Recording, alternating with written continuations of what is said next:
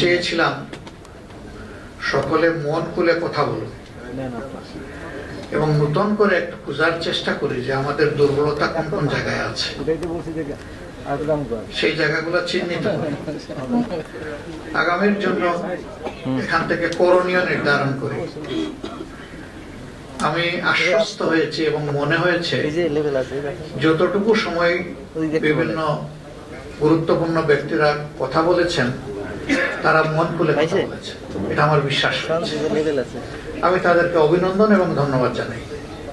তারা কোনো রেখে ডেকে কথা বলেন, রেখে ডেকে কথা বলার মধ্যে কোনো কল্যাণ নাই। মনের ভিতরে যা আছে মুখে তা প্রকাশ করে দিতে হবে। আমরা অনেক সময় সত্যকে সত্য হিসাবে তুলে ধরতে পারি না, আবার মিথ্যার বিরুদ্ধে প্রতিরোধ গড়ে তুলতে পারি না। তাতে সমাজই কিন্তু ক্ষতিগ্রস্ত হয় এবং সেই ক্ষতির অংশীদার আমি হই। সাহস করে যদি আমরা সত্যকে সত্য বলি, সাদাকে সাদা বলি, কালোকে কালো বলি, তাহলে এই সংস্কৃতির অবসান হবে। এখানে একটা চাপা কথা দেখেন, বলতে গিয়েও বলি না, একটা জিনিস রয়ে গেল এরকম যে কারা এগুলা করে আমরা সবাই জানি। আমি অনুরোধ করব কারা করে তাদের নাম বলে দেন, আমি হইলে আমার নামও বলে দেবেন। এটা যতদিন পর্যন্ত বলতে না পারবো ওই কারাগুলা লুকোচুরি করবে আর আমাদের ক্ষতি করতে থাকবে। এদের ক্ষতির এই সংস্কৃতির হাত থেকে আল্লাহ আমাদেরকে বের করে আনুন, উদ্ধার করে, দোয়া করে।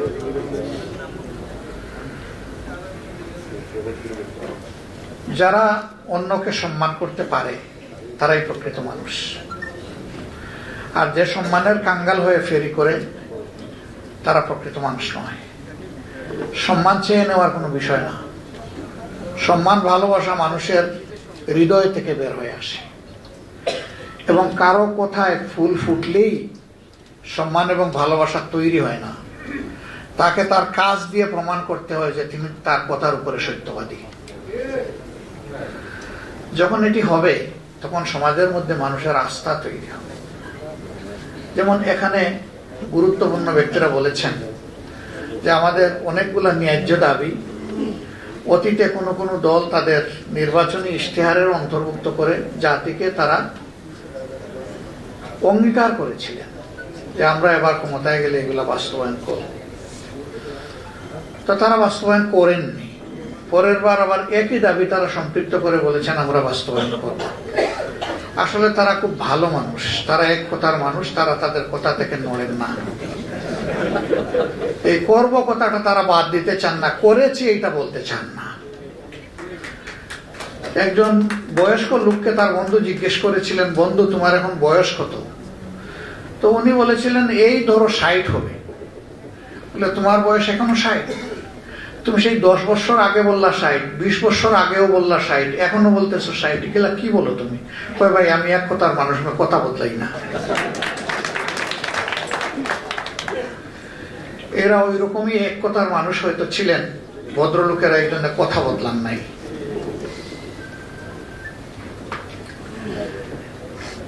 সমাজে একটা কথা চালু আছে, আপনি যদি পানিতে কূপ মারেন তাইলে দাটা এসে হাঁটুতে লাগবে, আপনার নিজের হাঁটুতে, অন্য কারণ। তো অবচেতন মনে কিছু মানুষ মাঝে মাঝে কিছু কাজ করে ফেলে। ওরকম আরো 2 বন্ধু বৃদ্ধ এক রিক্সায় যাচ্ছেন। তো যার বয়স তুলনামূলক ভাবে কম, তিনি বলতেছেন তোমার তো ভাই বয়স আমার চেয়ে বেশি, কিন্তু আমি আজকে দেখি যে অনেক সময় চেক বল পাই না। কেমনে? এই যে রিক্সায় বসেছি, আমার হাতে, আমি তো উরুতে কোনো হাত নড়াচড়া করি, উরুতে কোনো চেপ পাই না। বন্ধু হাতটা তো তোমার উরুতে নয়, আমার উরুতে, এই জন্য চেপ পাচ্ছ না।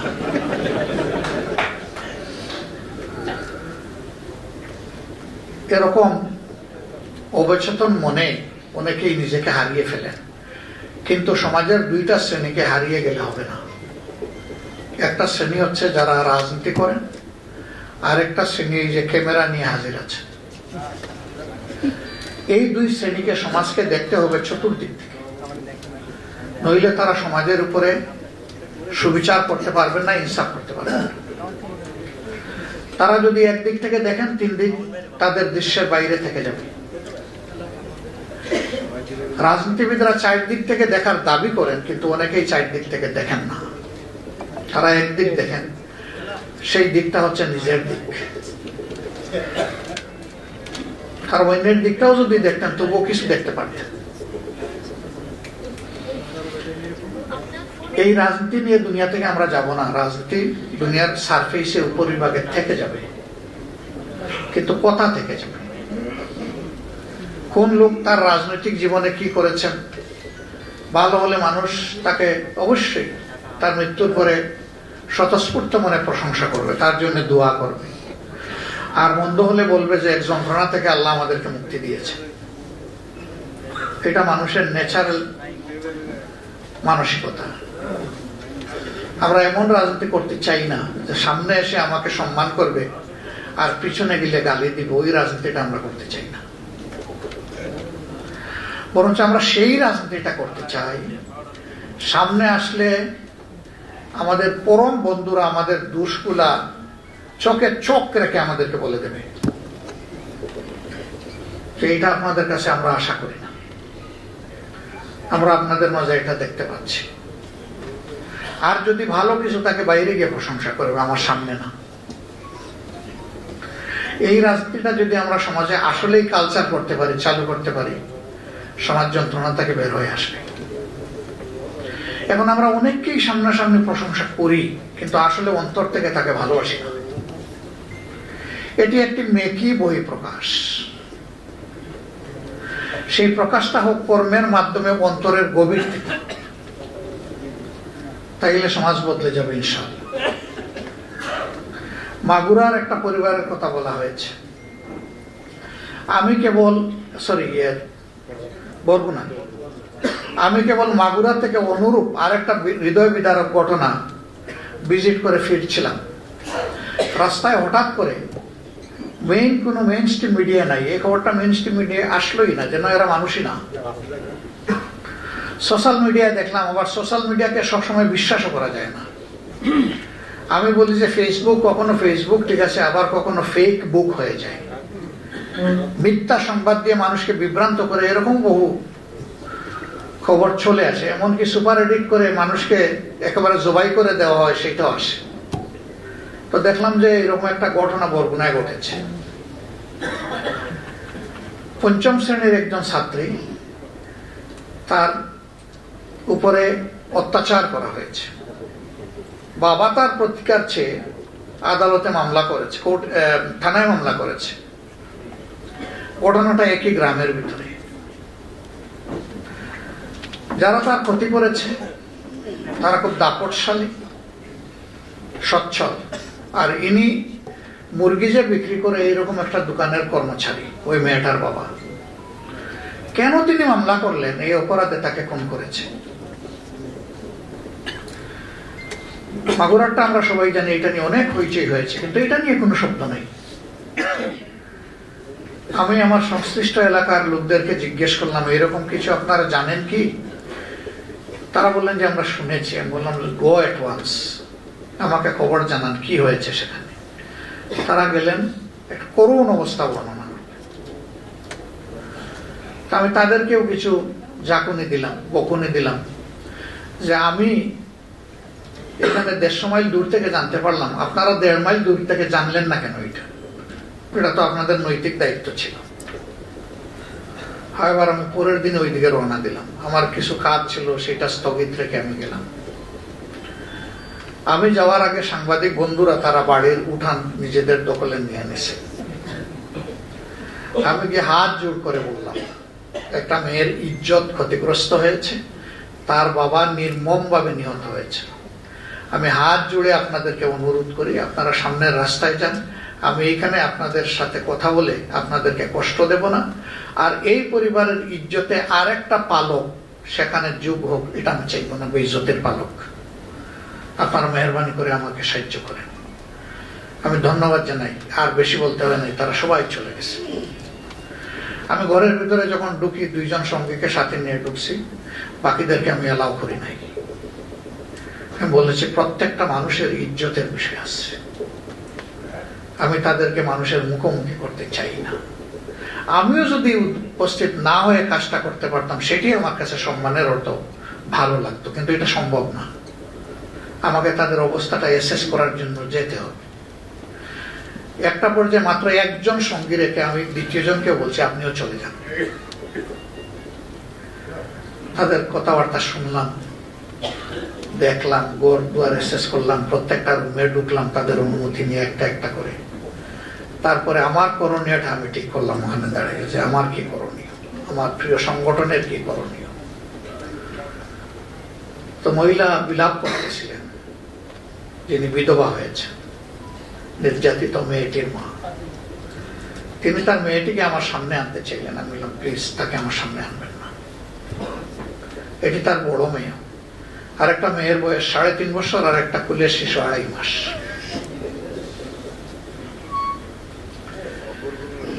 যিনি মারা গেছেন তার বৃদ্ধ মা আছে, মা কাঁদতেছেন একদিকে, আর বিধবা তিনি কাঁদতেছেন আর একদিকে। আসলে তো তাদেরকে সান্ত্বনা দেওয়ার কোনো ভাষা নাই। তারপরে ছোট বাচ্চাকে নিয়ে বললাম যে এটা আমার দিয়ে দেন, তার বাবা তো নাই, এর পালবে কে? মহিলা বললেন আপনি নিয়ে গেলে খুশি হব। 2.5 মাসের বাচ্চা, আমি কিভাবে এই বাচ্চা পালব, বাকি দুইটাকে কিভাবে পালব? আমি কুলে নিয়ে বললাম বাচ্চা আমি নিলাম, আবার আপনার কাছে আমি আমানত রেখে গেলাম। আমাদের পক্ষ থেকে এই বাচ্চাকে আপনি লালন পোষণ করবেন।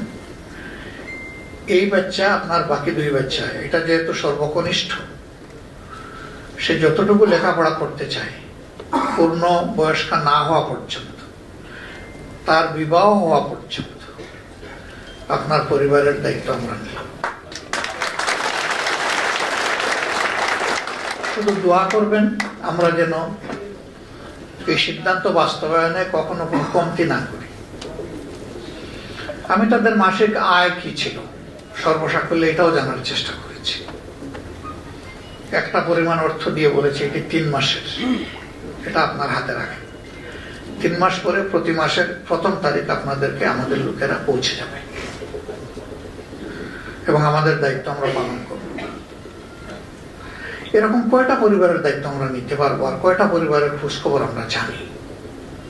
আমরা তো ওই সংস্কৃতির বিকাশ নয় বিনাশ চাই। কয়টা মন্দির, কয়টা মঠ, কয়টা চার্চ আমরা পাহারা দিতে পারবো, এবং কতদিন পারবো? আমরা এই সংস্কৃতিটা মাটির নিচে চলে যাক সেটা চাই। এই দেশে আমি জন্মগ্রহণ করার কারণে, আমি একজন মুসলমান হওয়ার কারণে যদি আমার মসজিদ পাহারা দেওয়া না লাগে, তাহলে কেন মঠ, চার্চ এবং মন্দির পাহারা দেওয়া লাগবে? আমরা এই সংস্কৃতি দেখতেই চাই না। হ্যাঁ, আমরা সরকারে নই, কিন্তু আমরা তো একটা দায়িত্বশীল সংগঠন। সরকারে না গিয়ে আমাদের পক্ষে যতটুকু সম্ভব তার সর্বোচ্চটা আমরা করতে প্রতিশ্রুতিবদ্ধ।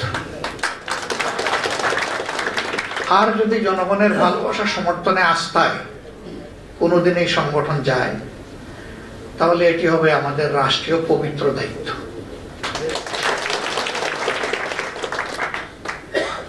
চেষ্টা করি যা বুঝি সেটা বলা, এটা বুঝি না এটা বলিও না, আর যা বলি চেষ্টা করি এটা করার, যা পারবো না এটা বলতে চাই না। এখানে সঙ্গত অনেকগুলা দাবি সন্তোষ দা বলেছেন, আর অনেকেই বলেছেন, আমি তাদেরকে রেসপেক্ট করি। কিন্তু এখানে দাঁড়িয়ে আমি সব দাবি না দেখে, না বুঝে, না স্টাডি করে আজকে যদি বলি যে সবগুলাতে হ্যাঁ, তাহলে আমার মিথ্যাবাদী হওয়ার আশঙ্কা আছে। এগুলা পরখ করে দেখে দেশ, রাষ্ট্র, আপনাদের সকলের, আমাদের সকলের বিষয়গুলা সামনে রেখে যেগুলা সঙ্গত, এগুলা বলি আর না বলি, যখনই সুযোগ পাবো, কি সরকারি আর কি বিরোধী দল, এটা আমার কাছে ইম্যাটেরিয়াল। যেখানে আমাদের সামর্থ্য থাকবে সেখানে আমাদের চেষ্টা করা কর্তব্য আমরা করব। তবে হ্যাঁ, সরকারে গেলে তখন প্রশাসনিক ব্যবস্থার মাধ্যমে এটা নিশ্চিত করার সুযোগ হয়, আর না গেলে এটা কল্যাণধর্মী কিছু কাজের মধ্যে সীমাবদ্ধ থাকে, কিছু প্রতিবাদ, কিছু বিরোধিতার মধ্যে সীমাবদ্ধ থাকে। কিন্তু নির্মূলের কাজটা, অসৎ কর্ম, অপকর্ম নির্মূলের কাজটা সরকার ছাড়া চাইলেও সমাজের নির্দিষ্ট কোনো অংশ করতে পারবে না, এটা ইম্পসিবল। আজকে আপনাদের কাছে আমরা ভোট চাইতে আসিনি। ভোট আপনার বিবেকের প্রতিধ্বনি। আপনি কারে দিবেন না দিবেন, বিবেক আপনাকে গাইড করবে। কিন্তু আমরা একটা সুস্থ সমাজের জন্য, একটা হেলদি সোসাইটির জন্য, একটা জাস্ট সোসাইটি যেটা সামাজিক সুবিচারের উপরে প্রতিষ্ঠিত হবে, এরকম একটা সোসাইটির জন্য আমরা সবাই মিলেমিশে কাজ করতে চাই। এই জায়গাটায় আপনাদের সহযোগিতা আমাদের বড়ই প্রয়োজন। অনেকে বলেছেন আমরা কারো করুণা নিতে চাই না। আমি বলি নিতে চাই, শুধু একজনের যিনি স্রষ্টা, আর কারণ স্রষ্টা ছাড়া কারো করুণার পাত্র হতে চাই না। আমি যদি না চাই তাইলে আমি কেন চাইবো যে আরেকজন চাও? এটা তো অন্যায়। আপনাদের কথা আপনারা সংসদে গিয়ে বলবেন, এটাই যথার্থ। পেটে ব্যথা, হার্টে ব্যথা, ঘাড়ে ব্যথা, আপনি আমাকে বললেও কি আমি সেই ব্যথা অনুভব করতে পারবো? আপনার ব্যথাটা যখন অনুভব করে আপনি কথা বলবেন, সেটা হবে মোস্ট অ্যাপ্রোপ্রিয়েট। আমরা বিশ্বাস করি এটি একটা ফুলের বাগান, আমাদের প্রিয় বাংলাদেশ। যদি এক জাতের ফুল কোন জায়গায় লাগানো হয়, মানুষ বলে যে ফুল চাষ করেছে। আর যদি বিভিন্ন জাতের ফুল থাকে, মানুষ বলে বাগান গড়ে তুলেছে। আমরা সেই চাষে নয়, বাগানে বিশ্বাসী।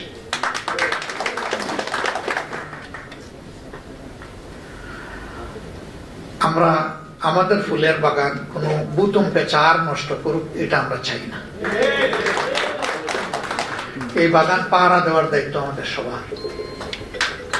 আমি জামাতে ইসলামের পক্ষ থেকে আশ্বাস নয়, আহ্বান জানাচ্ছি, আসুন আগামীতে যদি পছন্দ করেন তাহলে জামাতে ইসলামের ব্যানারেই আপনারা নির্বাচনের জন্য তৈরি হন। জামাতে ইসলামের ক্যান্ডিডেট হিসাবে আমরা আপনাকে আপনার সাথে হয়ে জনগণের কাছে নিয়ে যাব। আপনাদের কথা আপনারা বলবেন, গলা ঝেড়ে খুলে মুক্ত মনে বলবেন। শেষ করি, একটু শেষ করি।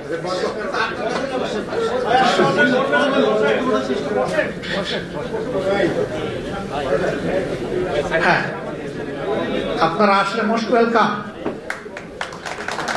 না আসলে অন্তত ভালোবাসার জায়গাটা চাই,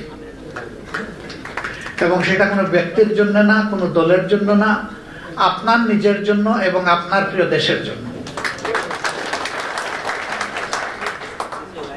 আমরা দেখতে চাই না এই দেশ থেকে যে কোনো ধর্মের একজন মানুষ, সে মুসলিম, হিন্দু, বৌদ্ধ না খ্রিস্টান, নির্যাতিত হয়ে দেশকে নিজের জন্য আপদ মনে করে দেশ ছাড়বে, এটা আমরা দেখতে চাই না।